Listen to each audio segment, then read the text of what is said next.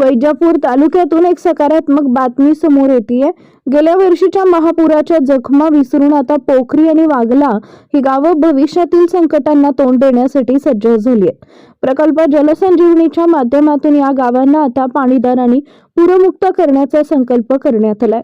September 2025 मधील भीषण पुरानं वैजापूर तालुक्यातील पोखरी आणि वागला या गावांचे कंबरड मोडले होते।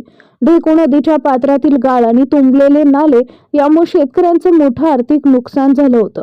मात्र या संकटावर मात करण्यासाठी पोखरी ग्रामस्थ आणि इंडिविश वेलफेअर फाउंडेशन आता एकत्र आलेत।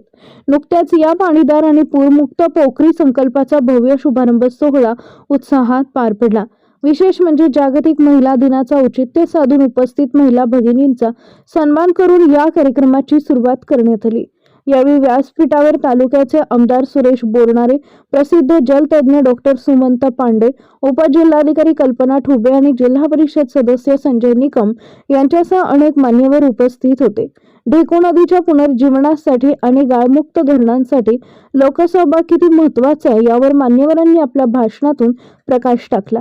या मोहिमेमुळे आता पोखरी आणि वागला परिसर टँकर मुक्त आणि पूरमुक्त होईल अशी आशा परिसरातील शेतकरी व्यक्त करतात।